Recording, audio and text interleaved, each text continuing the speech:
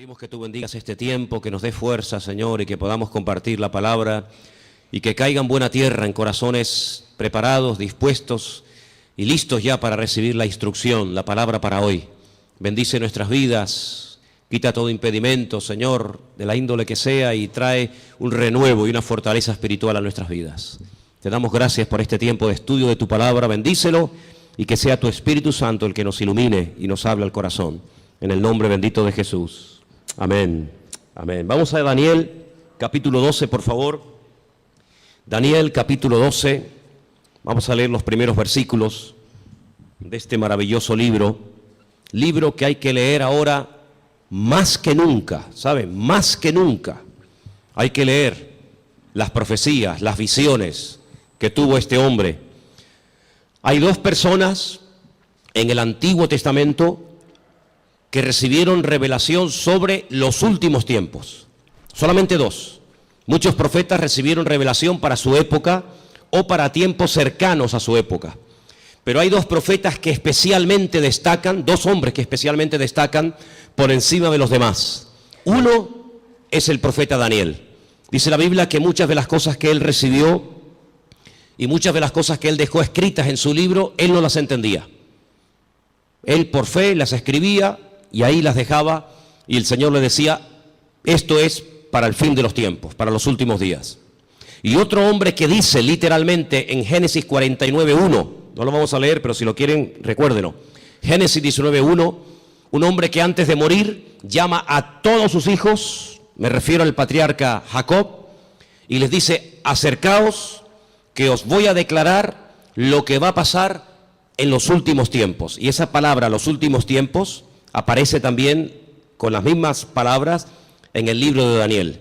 Curiosamente, en esa especie de despedida del patriarca Abraham de sus 12 hijos y también de sus nietos, Manasés y Efraín, no les dijo todo lo que probablemente él había recibido, sino que el Señor, como que a pesar de la revelación que este hombre tenía, no contó todo lo que él sabía. Pero en Daniel tenemos muchísima información acerca de estos tiempos en los cuales nos ha tocado vivir. Y a partir del versículo 1 vamos a comenzar a leer, y dice así la palabra del Señor. ¿Lo tienen, hermanos? Daniel 12:1. Realmente, para entender el capítulo 12 hay que comenzar a leer desde el 10. Son capítulos muy largos, muy profundos, y por cuestiones de tiempo no lo vamos a leer hoy.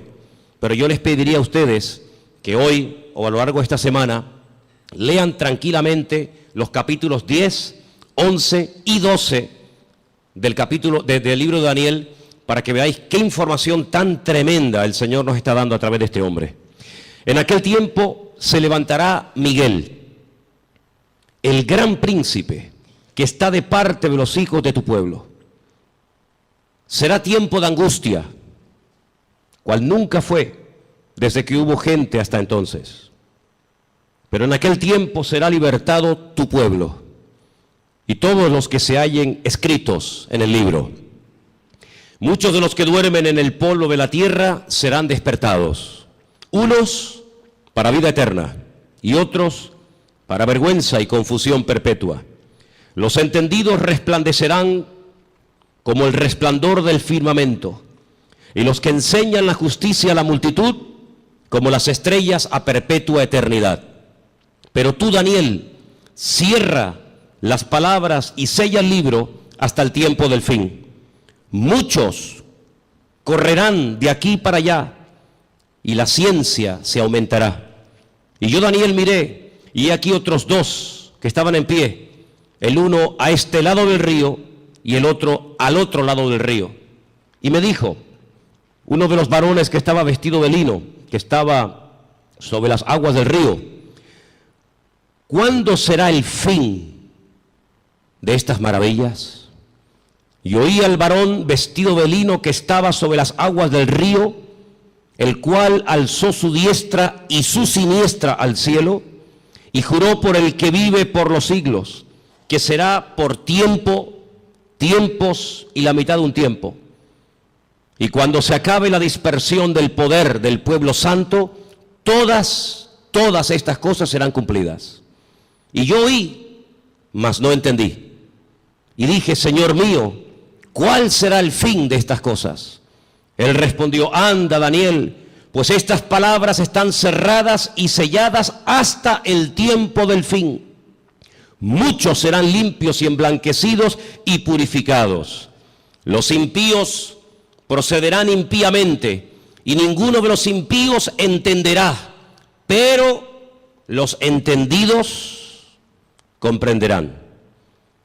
Y desde el tiempo que se ha quitado el continuo sacrificio hasta la abominación desoladora, habrá 1290 días. Bienaventurado el que espere y llegue a 1335 días. Y tú irás hasta el fin y reposarás y te levantarás para recibir tu heredad al fin de los días. ¿Cuántos dicen amén? No es un libro fácil, ¿saben? Es un libro que además hay partes, no todo. Estos capítulos no, gracias a Dios, pero hay otros capítulos que están escritos en arameo. Y aunque se escriben las letras igual, las palabras significan cosas diferentes. Por lo tanto, esos capítulos, yo particularmente en arameo sí los puedo leer, pero no los entiendo porque no hablo arameo. Pero estos capítulos 10, 11 y 12 están escritos en hebreo y son muy interesantes porque hay expresiones, hay hebraísmos, hay palabras que tienen una profundidad, un sentido mucho más profundo que lo que a priori se puede entender, se puede ver, ¿no? ¿Por dónde empezamos? Bueno, hermanos, solamente decirles algo. ¿Os dais cuenta cómo está el mundo? En cuestión de días, en cuestión de semanas, el panorama mundial ha cambiado completamente. Profecías que hacían cientos, por no decir miles de años, que han estado ahí como dormidas, están surgiendo las circunstancias, se están dando las situaciones para que así, en un abrir y cerrar de ojos, en cualquier momento, puede iniciar una situación de tal magnitud que ya no hay marcha atrás. De hecho, yo me atrevería a decir esta tarde que estamos en este momento en una situación en la que ya no hay marcha atrás. Naciones que antaño se pelearon, ahora se han unido porque tienen un enemigo en común, y los medios de comunicación ayudan y al mismo tiempo no ayudan. Ayudan porque te dan información del movimiento de tropas, de soldados, situaciones de países, lugares donde hay guerras, muertes, etcétera. Y en cierto sentido, pues gracias a la televisión, a la radio, a la prensa, a internet, pues te enteras de cosas que están ocurriendo a centenares o a miles de kilómetros y estás al día. Pero por otra parte, ellos cuentan su versión. Ellos te cuentan lo que ellos entienden que está ocurriendo. Pero sin embargo, el creyente tiene que tener la sabiduría y la comprensión espiritual para ver mucho más allá y leer e interpretar correctamente lo que está ocurriendo. Hay una profecía que lleva miles de años, vamos a decir entre comillas, dormida, y tiene que ver con la ciudad de Damasco, capital de Siria. Dos profetas, el profeta Isaías y el profeta Jeremías, profetizaron con muchísimo tiempo de antelación que esta capital sería atacada y quedaría prácticamente en ruinas y no quedaría prácticamente recuerdo de ella. No vamos a leer todos los versículos que tengo porque si les digo la verdad, tengo tanto material sobre todo esto que podríamos estar aquí una semana entera sin salir, se lo puedo asegurar. Pero para los que estén tomando nota, y como además esto queda grabado, después ustedes pueden ir a su casa y volver a escuchar el mensaje, Isaías 17:1, Jeremías 49:23, en esa porción está la profecía que va dirigida específicamente a la ciudad de Damasco. La destrucción de esta ciudad, una de las ciudades más antiguas del mundo, junto con, por ejemplo, Jericó y también con la ciudad de Jerusalén y otras. De toda la vida se ha creído que en algún momento Israel atacaría Damasco y la destruiría. De hecho, ha estado en varias ocasiones a punto de destruir Damasco, pero no ha sido así. Son los mismos sirios, peleándose unos contra otros, todos contra todos, los que están destruyendo un país que antaño fue un lugar donde miles y miles de cristianos vivían. Un lugar donde dice la Biblia que el apóstol Pablo se dirigía para perseguir a los cristianos, porque allí, aquello era un reducto, un lugar donde los cristianos se refugiaban. Y dice que mientras iba camino hacia Damasco, la Escritura dice que el Señor le salió en el camino y se le reveló como el camino, la verdad y la vida, como el Mesías. Y fue camino a Damasco que el apóstol Pablo llegó a conocer el Evangelio y al verdadero Mesías. Y fue en la ciudad de Damasco donde fue bautizado. Y fue en la ciudad de Damasco donde lo visitó un hermano, un discípulo llamado Ananías, que dice que oró por él y se le cayeron como escamas de los ojos y pudo entender. Y allí recibe una palabra que marcó su vida. Allí recibe una palabra profética y le dice: mira, el Señor se te ha aparecido en el camino, se te ha revelado, te está liberando. Yo en estos días he estado hablando acerca de varios tipos de ataduras: ataduras espirituales, ataduras físicas, ataduras mentales. El Señor dice: yo te he desatado, yo te rompo toda ligadura de prejuicios, de cultura, de religión, de rechazo a otras naciones, y te libero de tu pueblo y te envío lejos a los gentiles, para que le abras los ojos y para que entiendan lo que tú ya has entendido. Pero también le profetiza los sufrimientos y las torturas y el camino arduo por donde tendrá que pasar hasta llegar a la meta, hasta llegar a la presencia del Señor, ¿verdad? Y estamos viendo cómo en Siria ya sinceramente todas las cifras se quedan cortas, porque ¿quién realmente sabe cuánta gente ha muerto, cuántos están muriendo, cuántos van a terminar de morir en el país de Siria, un país que está en el norte de Israel, que lo separa, digamos, esa frontera natural llamada los Altos del Golán, esa especie de balcón donde allí se encuentra el famoso Monte Hermón, ¿verdad?, del cual habla el Salmo 133, ¿verdad? Mirad cuán bueno y cuán delicioso es los hermanos juntos en armonía, y ahí habla de ese hermoso monte. Bueno, pues en ese país están peleando, como dije, todos contra todos. Ahora, para entender un poco lo que está ocurriendo, hay una serie de palabras que prácticamente a diario se escuchan en la televisión y muchas veces la gente no sabe de lo que se está hablando. El mundo del Islam está dividido fundamentalmente en dos grandes fracciones. Hay algunos grupitos de los cuales no vamos a hablar, pero el mundo del Islam está dividido en dos grandes partes.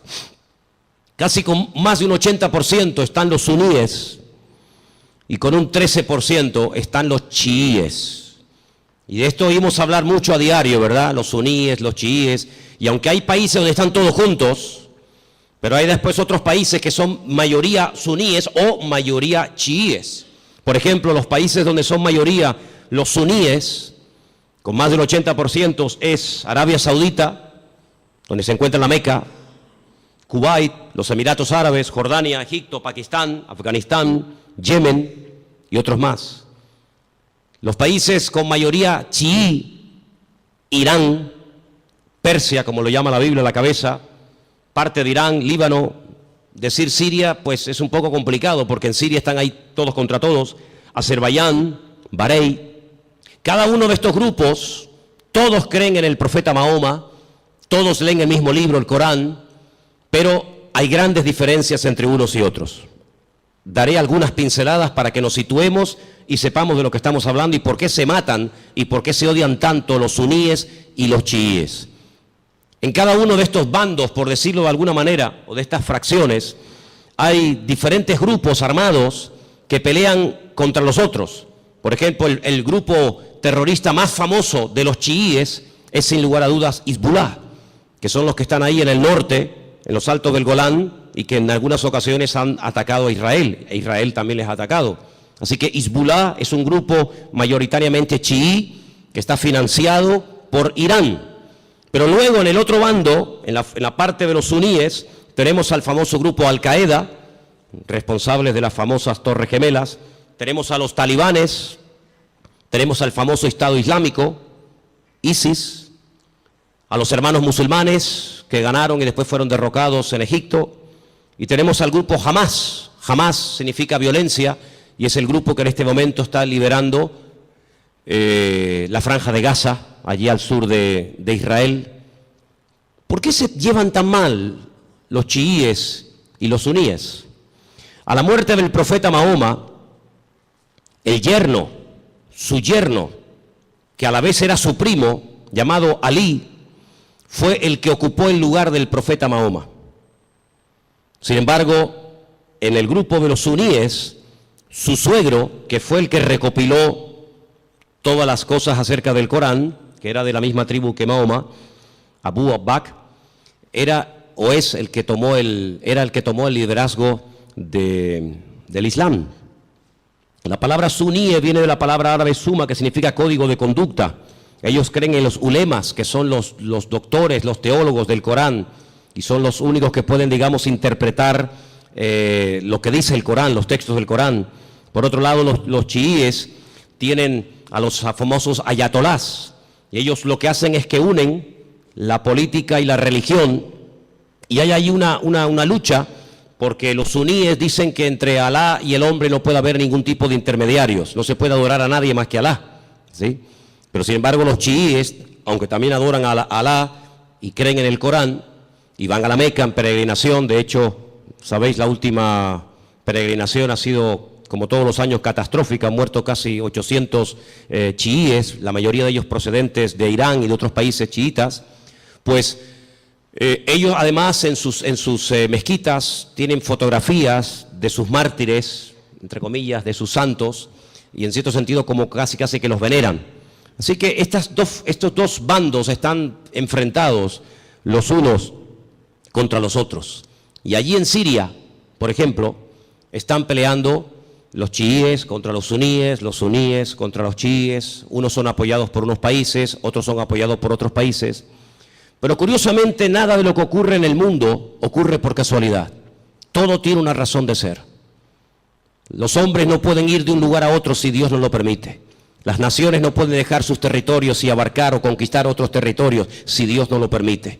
Todos los cambios que está habiendo en la geografía, en la política, en la economía, no es producto de la casualidad ni de la locura de cuatro locos, sino que todo esto es el movimiento que Dios permite que se lleve a cabo para el cumplimiento de las profecías, tanto de Daniel como de Ezequiel y otros grandes varones de Dios, que pronosticaron con cientos y con miles de años de antelación todo lo que iba a ocurrir. Curiosamente, Irán, que no son árabes, no confundan, los iraníes no son árabes, son persas, es el segundo animal, la segunda parte de la figura que vio Daniel en aquel sueño, pues dice que ya se han unido con el gran enemigo del norte, que es Rusia, y ya han comenzado a atacar a los enemigos del presidente de Siria, y ya dentro de pocos días comenzará una invasión por tierra, y ya están allí miles y miles de soldados rusos, armados hasta los dientes, ya están atacando posiciones del famoso Estado Islámico y otros también que no tienen nada que ver con el Estado Islámico. Y mira tú por dónde dos países, uno tremendamente religioso como es Irán, y uno tremendamente ateo, como supuestamente se cree que son los rusos, pues resulta que se han unido porque dice que van a ayudar. Fíjate qué bondadosos y qué maravilla. Van a ayudar a un país que está lejos de sus fronteras, pero que tienen que ir a echarle una mano porque si no va a ser destruido. Solamente hay 5 ciudades de Siria que en este momento están bajo el dominio del presidente Bashar. El resto del país está prácticamente destruido o tomado por otras fracciones. Y mira tú por dónde. La semana pasada la costa de Siria y la costa de Israel se llenaba de portaaviones chinos, armados hasta los dientes con armas nucleares, con misiles, con bombas, misiles de largo y de corto alcance, capaces de recorrer centenares y miles de kilómetros.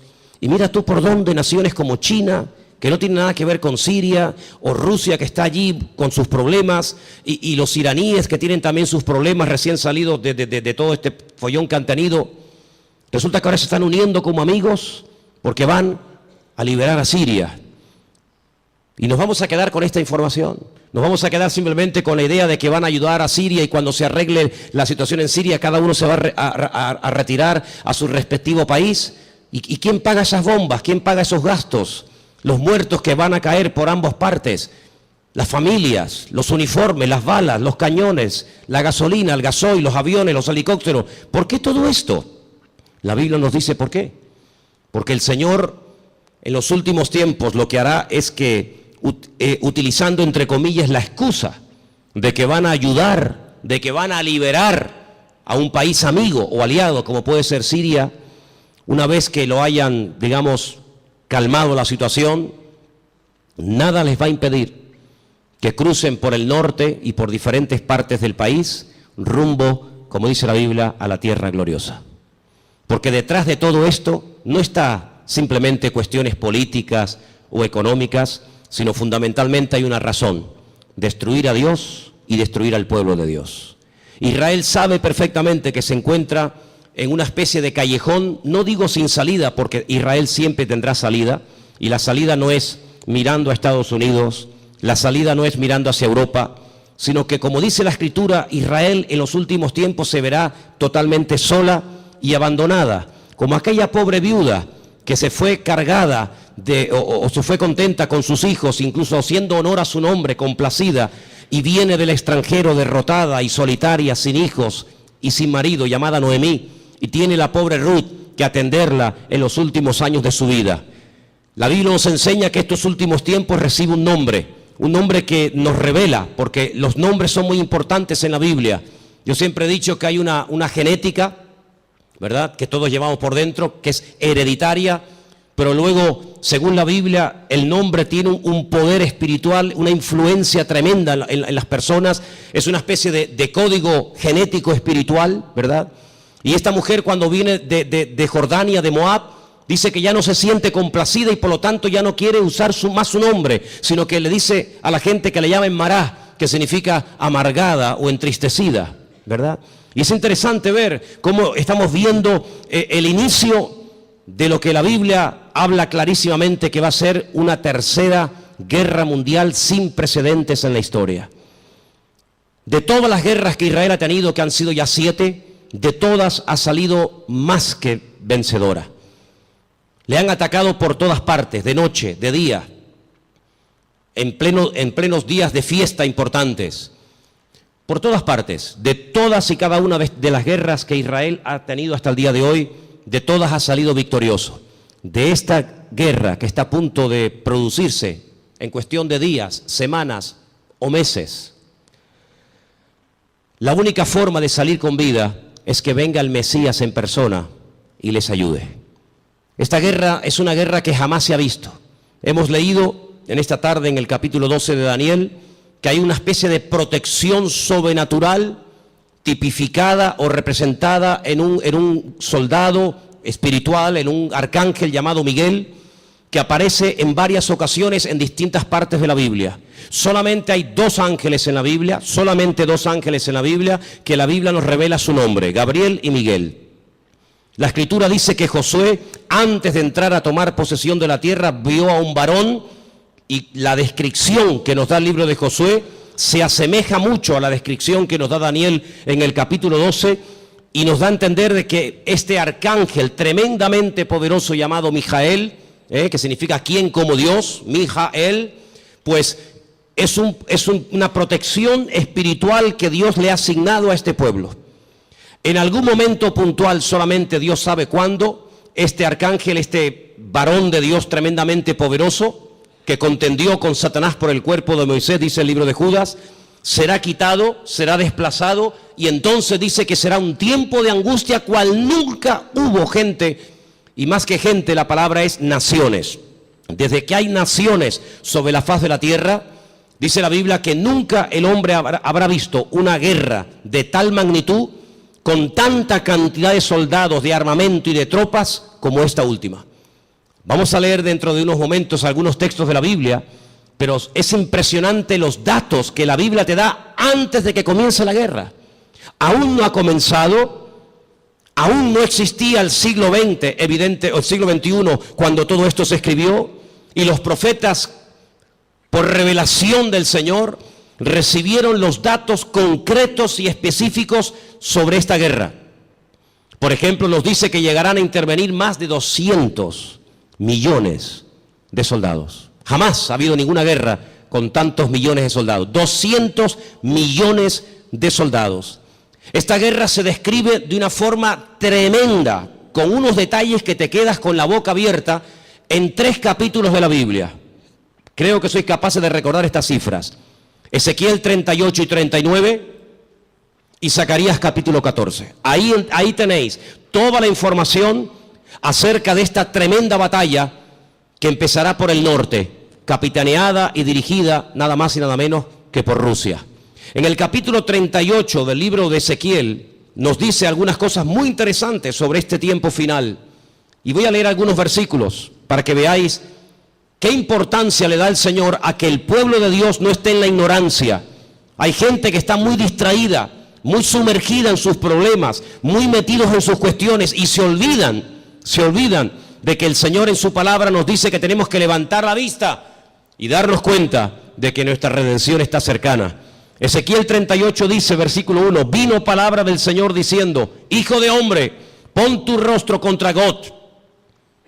Gog es el nombre, digamos, simbólico, no es que se llame así, de una región que la Biblia lo llama Magot, que está en todo lo que sería todo el territorio que ocupa Rusia actualmente. Y fijaros que hay dos nombres de hombres, solamente dos hombres de hombres, que curiosamente tanto en español como en hebreo empiezan y terminan con la misma letra. Uno es el nombre David. David empieza con una letra llamada Dalet y termina con otra letra llamada Dalet. Y esto nos habla acerca de que David era un hombre que cuando lo conocías así era. No es que lo vas conociendo y es completamente diferente. Es un hombre que no tiene dos caras, no tiene dos personalidades, no tiene doblez en su carácter. David era así. Por eso esa letra que empieza y esa letra que termina es la misma, como diciendo que David es un hombre que es lo que ves, no hay más.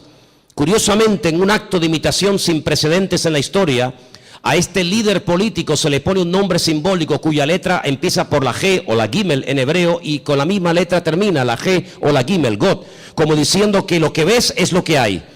En David era lo positivo. Si ves que es un hombre espiritual, es que es espiritual. Si ves que es un hombre valiente, es que es valiente. No es que dé impresión de valiente y luego es un cobarde. No es que es un hombre aparentemente espiritual y luego es un carnal. No. Bueno, pues en God, en este personaje que nosotros lo conocemos más famoso como el nombre del famoso anticristo, si tú lo ves así, así es como es. Es malo, es apoyado por el diablo, etcétera, etcétera. Y dice aquí, así ha dicho el Señor, he aquí yo estoy contra ti, oh God, príncipe soberano de Mesec y Tubal. Estos son hijos de Noé. Te quebrantaré, pondré garfios en tus quijadas y te sacaré a ti y a todo tu ejército, caballos, jinetes, en todo equipados, gran multitud de paveses, escudos, teniendo todos ellos espada. Y ahora menciona una coalición, no están todos nombrados, una pequeña coalición de naciones que se van a unir. Y menciona Persia, y ya hemos dicho que Persia, ¿quién es? Ok, es Irán. Cus, tenemos Etiopía, tenemos Libia, con otros nombres, todos ellos con escudo, con yelmo, Gomer, sus tropas, la casa de Togarma, los confines del norte, sus tropas. Prepárate, apercíbete tú y toda tu multitud que se ha reunido a ti, y sé tú su guardia. Pero si leemos un poquito más adelante, versículo 15, vendrás de tu lugar de las regiones del norte, y tú y muchos pueblos contigo. Fíjate, todos ellos a caballo, gran multitud, poderoso ejército. Subirás contra mi pueblo Israel. Sí, es inevitable que este hombre ataque a Israel, es inevitable. Bueno, pero es que van a ir a Siria. La noticia no dice nada de Israel. Las noticias no, pero la Biblia sí. Y las noticias no pueden saber la información que tú y yo tenemos en esta tarde. Mañana Telecinco no puede decir, le presentarían una denuncia, dirían, esta gente está loca. Mañana no vamos a ver en Telecinco, en Antena 3, que Rusia pretende apoderarse de los altos del Golán con la intención de atacar Israel. Me dice, pues ustedes están locos. No. Las noticias no te lo van a decir, te lo estoy diciendo yo, te lo está diciendo el Señor a través de mi boca. Subirás contra mi pueblo Israel como nublado para cubrir la tierra y será al cabo de los días, al final de los tiempos, en estos tiempos. ¿Y qué dice aquí? Y te traeré sobre mi tierra. No es que a Putin se le ocurre la genial idea de decir, bueno, vamos a Siria y ya que estamos a un tiro de piedra, saltamos los altos del Golán y desde los altos del Golán vemos todo Israel abajo y la machacamos. Total, que son 300 kilómetros de largo para un imperio, para una potencia militar como Rusia, que con una bomba hace así y borra de la faz de la tierra a 10 millones de personas, porque eso es lo que puede tener Israel en este momento, si es que llega ahora mismo a 10 millones de personas viviendo allí. ¿Qué puede impedir?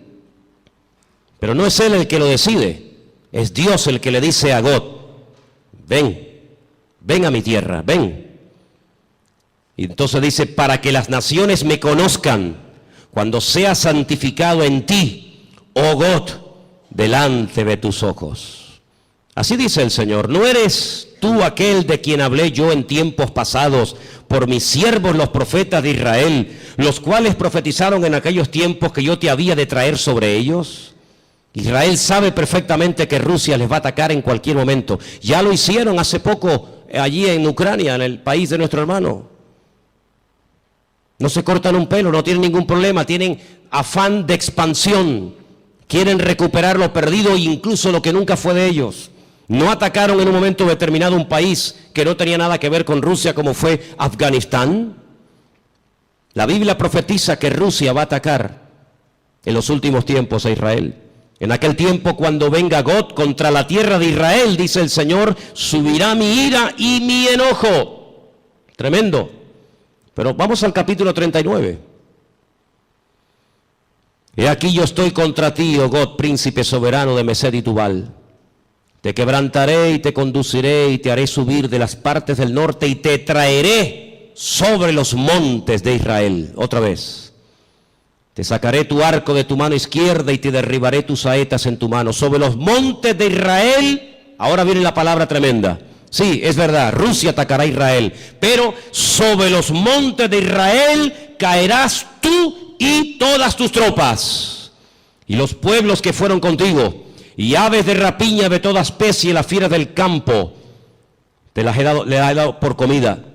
Sobre la faz del campo caerás, porque yo he hablado, dice el Señor. Impresionante, ¿eh? Enviaré fuego sobre Magog, sobre los que moran con seguridad en las costas, y sabrán que yo soy el Señor. Y haré notorio mi santo nombre en medio de mi pueblo Israel, y nunca más dejaré profanar mi santo nombre. Y sabrán las naciones que yo soy el Eterno, el Santo de Israel. He aquí viene y se cumplirá, dice el Señor, este es el día en el cual yo he hablado. Los moradores de la ciudad de Israel saldrán y encenderán y quemarán armas, escudos, paveses, arcos, saetas, dardos de mano y de lanzas, y los quemarán en el fuego por 7 años. Durante 7 años tendrán combustible, tendrán armamento de todo lo que abandonaron estas tropas tremendas. No traerán leña del campo ni cortarán de los árboles, sino quemarán las armas en el fuego y despojarán a sus despojadores y robarán a los que les robaron, dice el Señor. En aquel tiempo, qué tremendo. En aquel tiempo, yo daré a Gog lugar para sepultura allí en Israel. Allí va a ser enterrado este personaje que lo llamamos el anticristo, que Ezequiel lo llama Gog. Allí va a ser enterrado, y después le voy a decir cómo el Señor es tan misericordioso que permite que el anticristo o Gog, ¿por qué el Señor permite a un personaje tan ruin y tan malo que sea enterrado en Israel y no despedazado, comido por las fieras? Vais a ver qué misericordioso es el Señor. En aquel tiempo yo daré a Gog lugar para sepultura allí en Israel, en el valle de los que pasan al oriente del mar, obstruirá el paso a los transeúntes, pues allí enterrarán a Gog y a toda su multitud, y lo llamarán el valle de Hamón Gog, que significa la multitud de Gog. La casa de Israel los estará enterrando por 7 meses. ¡Qué matanza, hermanos! 7 meses enterrando cadáveres. Impresionante, ¿eh? Versículo 13. Los enterrará todo el pueblo de la tierra, y será para ellos célebre el día en el que yo sea glorificado, dice el Señor. Tomarán hombres a jornal que vayan por el país con los que viajen para enterrar a los que queden sobre la faz de la tierra, a fin de limpiarla, y al cabo de 7 meses harán el reconocimiento. Pasarán los que irán por el país, y el que vea los huesos de algún hombre pondrá junto a ellos una señal, hasta que los entierren los sepultureros en el valle de Hamón Gog. Versículo 21, pondré mi gloria entre las naciones y todas las naciones verán el juicio, mi juicio que habré hecho y mi mano sobre ellos. Es increíble, ¿no? Como el profeta Ezequiel pudo describir con una exactitud tremenda cuánto tiempo estarán enterrando cadáveres, cuántos años quemando armamento al fuego. ¿Quién es este hombre God? Si ustedes estudian los nombres de los hijos de Noé, porque de ahí arranca todo, una de las cosas que tenemos que tener bien claro es que el futuro está escrito, está codificado en el pasado. Todo está escrito en el Génesis. Y para poder comprender lo que va a pasar en el futuro, hay que saber lo que pasó en el pasado.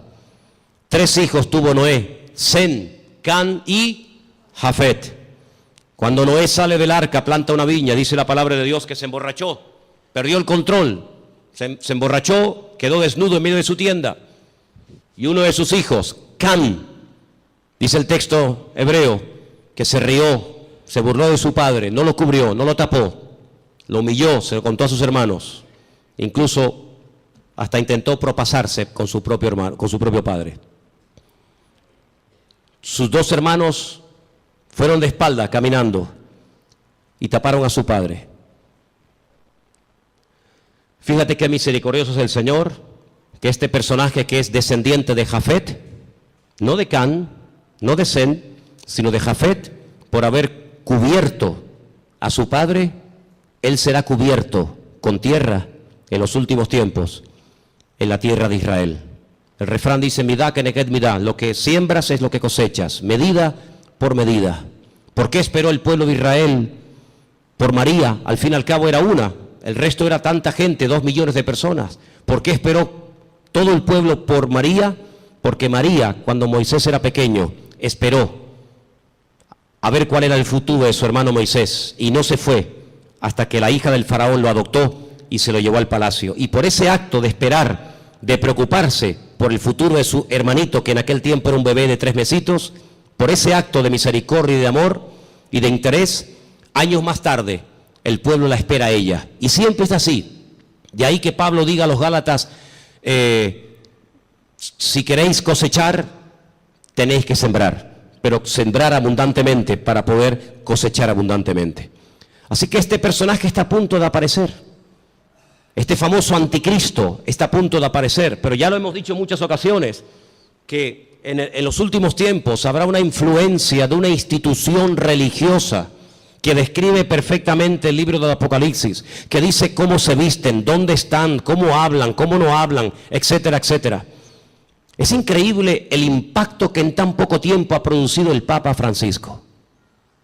Es increíble, ¿no? En tan poco tiempo le ha caído bien a todo el mundo. No hay nadie que diga nada malo de Francisco. Fue a Israel y a los judíos, a los rabinos les cayó bien. Incluso llegó a ir al muro de los lamentos y puso su petición entre las rendijas del muro. Después se fue con Abu Hamas, el presidente de la autoridad palestina, y le cayó estupendamente y casi se hicieron amigos y rezaron juntos mirando hacia la Meca. Se fue a Turquía y en la famosa mezquita de Turquía, orando hacia la Meca, le cayó de maravilla a los musulmanes. A todo el mundo le cae bien, a los artistas, incluso a los ateos. Recientemente escuchaba a un político ateo que decía, me cae muy bien este hombre, aunque yo no soy creyente ni creo en Dios, pero me cae muy bien este hombre. Dieron la vuelta al mundo en cuestión de minutos. Las declaraciones que hizo en un avión mientras viajaba, cuando le preguntaron por los homosexuales, por los gays, y él dijo, ¿quién soy yo? ¿Quién soy yo para juzgar a los gays? Y todo el mundo comenzó a decir, la iglesia está cambiando. Qué diferente, la postura de este Papa en comparación con los otros 2 que eran tan intransigentes y tan radicales. ¿Quién soy yo para juzgar? No pasó mucho tiempo y ya hizo juicio sobre uno de sus trabajadores. Ayer un sacerdote, dice él, que salió del armario porque Dios así se lo había pedido y así lo había querido, y fulminantemente fue destituido, ¿no? Qué contradicción con las declaraciones del avión, ¿no? Pero en los últimos tiempos la Biblia nos enseña que habrá una especie de religión que le va a caer bien a todo el mundo. Será capaz de ir con los musulmanes, con los judíos, con los cristianos. Dicho sea de paso, hace muy poco tiempo este Papa se fue por primera vez en toda la historia con un pastor muy conocido por nosotros a una iglesia evangélica en la ciudad de Caserta, en Italia, donde yo estuve ahora hace unos días. Estuvo con un montón de pastores que vinieron de Argentina, puesto que el Papa es argentino, y allí tuvieron un culto donde él estuvo como uno más. Hicieron un tiempito de oración, y él hizo una oración incluso, y todos participaron, y se sacaron fotografías, y todo el mundo, qué contento, ¿verdad? La Biblia nos enseña que las rameras son capaces de irse con gente mayor y con gente joven. Las rameras son capaces de irse con gente sin dientes y con gente con dentadura perfecta. Las prostitutas son capaces de trabajar de día o de noche, y lo mismo le da a irse con un blanco, con un negro, con un rico, con un pobre, con un cristiano, con un ateo, con un satánico, le da igual, porque ese es su trabajo, llevarse bien con todo el mundo para sacarle lo que ella quiera a cambio. Y la palabra de Dios nos enseña que en los últimos tiempos la política y la religión se casarán y se unirán. Qué tremendo los lugares y las conversaciones que últimamente está manteniendo el Papa y muchos políticos viajando de un lugar para otro. Todo está preparado. Y hermanos, esto no ha hecho más que empezar, pero en cualquier momento salta la chispa. Y lo que tenemos que preguntarnos todos y cada uno de nosotros, ¿qué mensaje nos está dando el Señor? Yo vengo diciendo hace mucho tiempo que Dios está hablando y hablando y hablando y hablando. El problema no es que Dios no hable, el problema es que hay muchos que no le entienden, o si le entienden se hacen los distraídos. Dije hace unas semanas atrás que Dios no solamente habla a través de la palabra, claro, lo sabemos. El que lee la Biblia está leyendo la palabra de Dios, el SMS de Dios, el WhatsApp de Dios, y sabe perfectamente lo que Dios quiere y lo que Dios no quiere. Pero ¿y los que no leen la Biblia? El que no le interesa o no quiere, o dice él que no entiende la Biblia, pues Dios también le está hablando a toda la humanidad.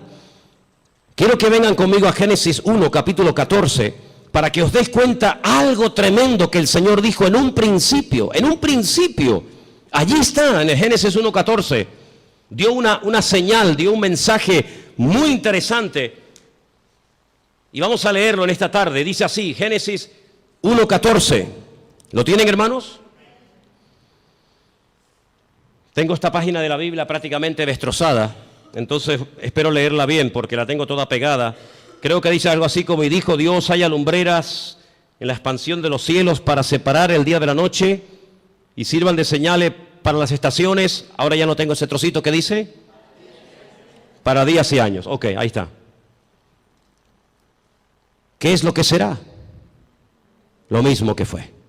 Cuando estudiamos hace unas semanas atrás el Salmo 19, yo dije que el Salmo 19 dice literalmente: los cielos cuentan la gloria de Dios y el firmamento anuncia la obra de sus manos. Un día emite palabra o información a otro día, de tal manera que hay personas paganas, no creyentes, que a lo largo de la historia, incluso hasta en estos tiempos, fíjate lo que te digo, observando no las profecías de la Biblia, sino observando el cielo, el firmamento, llegan a conclusiones tremendas.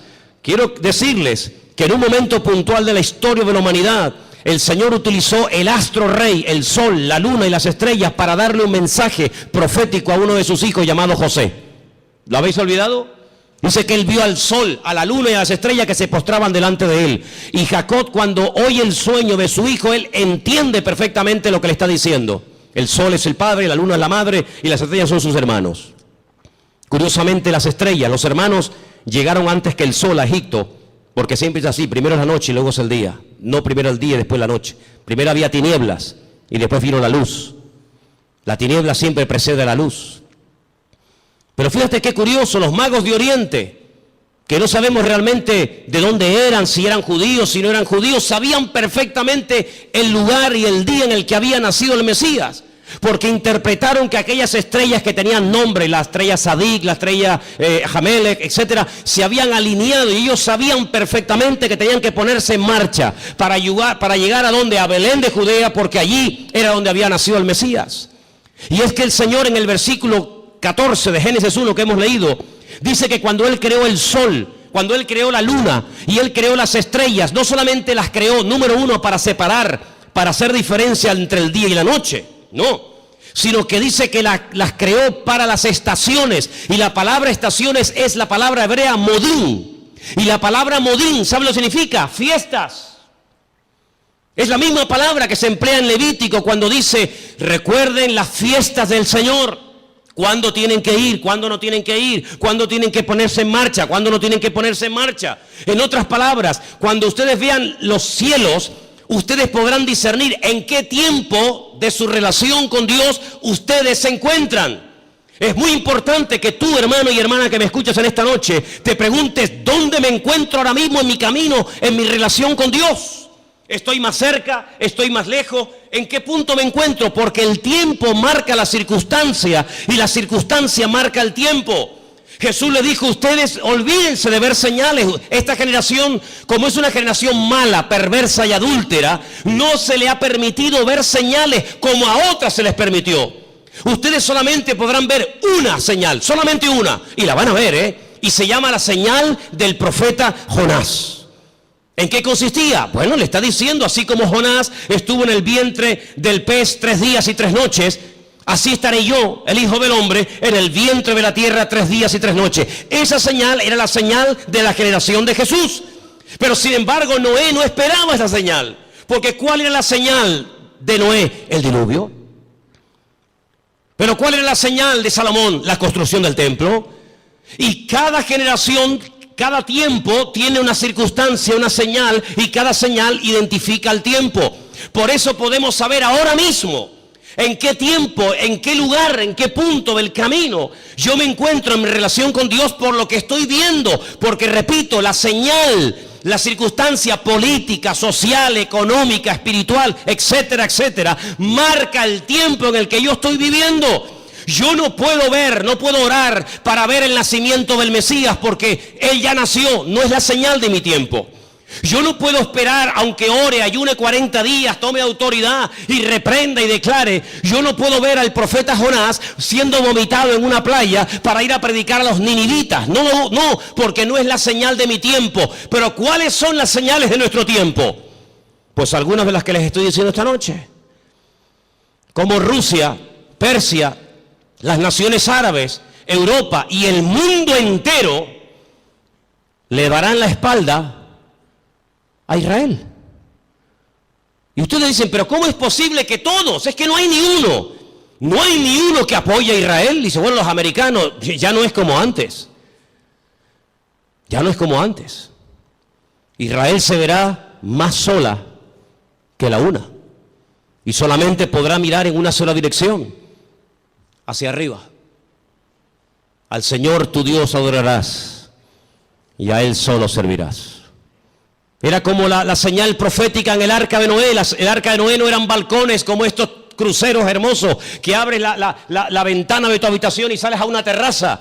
No, el arca de Noé no tenía ventana, no tenía ojo de buey, tenía una sola ventana arriba. No podían mirar a derecha, izquierda, delante o detrás, no. El arca de Noé no tenía timón, porque no había que dirigirla a ninguna parte, Dios la dirigía. Y si querías mirar a algo, a una dirección, si era de día o de noche, arriba, nada más que arriba. Y eso es lo que el Señor quiere que nosotros hagamos, que solamente mires arriba. ¿Y quién está arriba? El Señor, Dios Todopoderoso, nuestro Señor, Rey de Reyes y Señor de Señores, no solamente a Él. Y por eso, amados hermanos, esta es la señal de nuestro tiempo. ¿Qué pinta Rusia en Siria? ¿Qué pinta Irán? Que el objetivo no es Siria. Que el objetivo no es llegar y controlar a ISIS y fulminarlo, que no, que si hubieran querido fulminar a esto, ya lo hubieran hecho hace mucho tiempo. Si Rusia, si Estados Unidos quisiera arreglar el problema de Siria, de los yihadistas, ya lo hubieran hecho, no hay problema en eso. No lanzó una bomba Estados Unidos sobre una ciudad japonesa llamada Hiroshima y se cargó a más de 500.000 de personas así, y no lanzó otra sobre Nagasaki, y en cuestión de segundos hizo, la borró de la faz de la tierra. Que el problema no está en que no se pueda contra ellos, sí se puede contra ellos. El tema es que cada pieza tiene que encajar en el puzzle del Señor. Y el Señor ha puesto a esta gente allí. Una cosa increíble que un musulmán dinamite una mezquita o ataque a otro musulmán, es una cosa increíble. Que le prenda fuego a un cuerpo de un hermano musulmán es una cosa inconcebible dentro del Islam, porque el Islam no es eso. Pero con esa excusa, las potencias se están uniendo, pero no se dan cuenta de que es el Señor el que les está diciendo, vengan, vengan. Y al final dice que el Señor los llevará a un gran valle, y quiero leer y terminar con esto porque les digo, tengo material para estar aquí un año, pero en Zacarías capítulo 14, y después la última porción la leeremos en Joel, es el Señor el que le dice a las naciones, vengan que yo les voy a juzgar en el valle de la decisión, valle de Josafat. Zacarías 14, Zacarías capítulo 14, ¿lo tienen, hermanos? ¿Sí? Dice así la palabra del Señor. He aquí el día del Señor. Viene y en medio de ti serán repartidos los despojos, porque yo reuniré a todas las naciones para combatir contra Jerusalén. Es el Señor el que permite que vayan a hacer guerra contra Jerusalén. No es una mente loca o sádica o fanática. Es el Señor. La ciudad será tomada, las casas serán saqueadas y violadas las mujeres. La mitad de la ciudad irá en cautiverio, mas el resto del pueblo no será cortado de la ciudad. Después saldrá el Señor y peleará con aquellas naciones como peleó en el día de la batalla. Se afirmarán sus pies en aquel día sobre el monte de los olivos, que está enfrente de Jerusalén al oriente. Y el monte de los olivos se partirá por en medio hacia la tierra del oriente y hacia el occidente, haciendo un valle muy grande, y la mitad del monte se apartará hacia el norte y la otra mitad hacia el sur. Seguimos un poquito más adelante, versículo 6. Acontecerá que en ese día no habrá luz clara ni oscura. Volvemos al Génesis. Será un día el cual es conocido por el Señor, que no será ni de día ni de noche. Es algo que no nos entra en la cabeza. Pero sucederá que al caer la tarde habrá luz. Acontecerá también en aquel día que saldrán de Jerusalén aguas vivas, la mitad de ellas hacia el mar oriental y la otra mitad hacia el mar occidental, en verano y en invierno. Y el Señor será el rey sobre toda la tierra, y en aquel día el Señor será uno, y uno será su nombre. Vamos a ir al versículo 12. Esto nunca ha pasado en ninguna guerra bíblica. Esta será la plaga con la que herirá el Señor a todos los pueblos que pelearon contra Jerusalén. La carne de ellos se corromperá estando ellos sobre sus pies. No es que cuando te pegan un tiro, te meten una puñalada, te duele y te caes poco a poco al suelo. No va a pasar así. Va a ser algo fulminante. La carne de ellos se consumirá estando sobre sus pies. Se consumirán en las cuencas sus ojos, y la lengua se les deshará en la boca. Y acontecerá en aquel día que habrá entre ellos gran pánico, enviado de parte del Señor, y trabará cada uno en su mano a su compañero, y levantará su mano contra la mano de su compañero. Se matarán unos a otros. Algo milagroso. Sigo más adelante, versículo 15. Así también será la plaga de los caballos, de los mulos, de los camellos, de los asnos y de todas las bestias que estuvieren en aquellos campamentos. Todos los que sobrevivieren de las naciones que vinieron contra Jerusalén subirán de año en año para adorar al Rey, al Señor de los ejércitos, y a celebrar la fiesta de los tabernáculos. Y pueden seguir leyendo para que veáis qué cosas tan interesantes se dicen ahí. Aquí predice la Biblia que las armas químicas, bacteriológicas y nucleares se van a usar, hermanos. No te quepa la menor duda. Estando de pie, se desmigajan, desaparecen como si fueran polvo, como si fueran ceniza. Así describe el profeta Zacarías la muerte de la gente en esta batalla, en el valle de Josafat, valle de Megido. Napoleón, cuando llegó a Israel, visitó el valle de Josafat o el valle de Megido y dijo: este valle está preparado para librar una gran batalla. Y efectivamente, en ese lugar, dice el Señor, que es como una olla, como un lagar.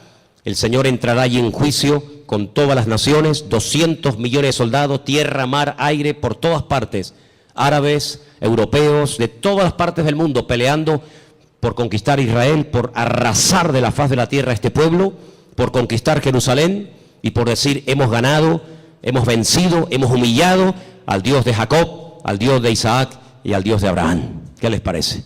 Ya no es una guerra contra hermanos, ya no es una guerra con una familia, ya no es una guerra contra otro país, ya es una guerra contra el mismísimo Dios. Cargarse a Dios, borrar a Dios de la faz de la tierra. Pero hay una señal que está apareciendo en los últimos tiempos, y te la dejo ahí para que medites en ella. Y dice la Biblia literalmente lo siguiente: el sol se convertirá en tinieblas y la luna en sangre antes de que venga el gran día y espantoso del Señor. Qué curioso, ¿no? Hasta Dios hablando a través de los eclipses, a través de las famosas lunas de sangre, que curiosamente tanto el año pasado, 2014, como este año 2015, siempre han aparecido coincidiendo o con Pesaj, la Pascua, o con la fiesta de los tabernáculos. Qué curioso, el año pasado y este año otra vez volvió a aparecer una cuarta luna roja en el día de Pesaj o de Pascua, y recientemente, hace unos días, en la fiesta de los tabernáculos. Dios hablando, porque un día emite palabra, otro día, los cielos cuentan la gloria del Señor. Lo que puedo decir con todo esto es que nos queda poco tiempo. La humanidad va a entrar en un callejón sin salida, pero dice la Biblia que tenemos que velar, tenemos que orar, buscar del Señor más que nunca, no perder el tiempo. No dejes que el enemigo te robe la paz, ni dentro de tu casa ni fuera de tu casa. No dejes que el enemigo arrebate la bendición que tanto le costó al Señor ganar en la cruz por ti y por mí. Así que en esta tarde es tiempo de acercarnos al Señor, es tiempo de decirle: Señor, recompón mi vida, restaura. Hay voces por aquí, voces por allá, el mundo se está cayendo a pedazos, la ciencia aumentará, la gente corre de un lado para otro, gente de oriente a occidente, de aquí para allá. Pero todo esto es la señal de que pronto te corre de un lado para otro, gente de oriente a occidente, de aquí para allá. Pero todo esto es la señal de que pronto viene el Señor a buscar a su pueblo. ¿Cuántos dicen amén? Cierra tus ojos, hermano. Cierra tus ojos. Lee tranquilamente hoy en casa Ezequiel 38, Ezequiel 39, el libro de Joel, las cartas de Pablo, el libro de Apocalipsis, el libro de Daniel, y te vas a dar cuenta de que el Señor está hablando por todas partes, para que despertemos del sueño, para que nos demos cuenta de que el tiempo se acorta y que no hay tiempo que perder. Señor, en esta tarde nos vamos a acercar ahora a tu mesa con acción de gracias. Queremos participar con gratitud, reconociendo tu soberanía, reconociendo tu autoridad. Nos ponemos bajo tu cobertura, Señor. Nos ponemos, Señor, en tus manos.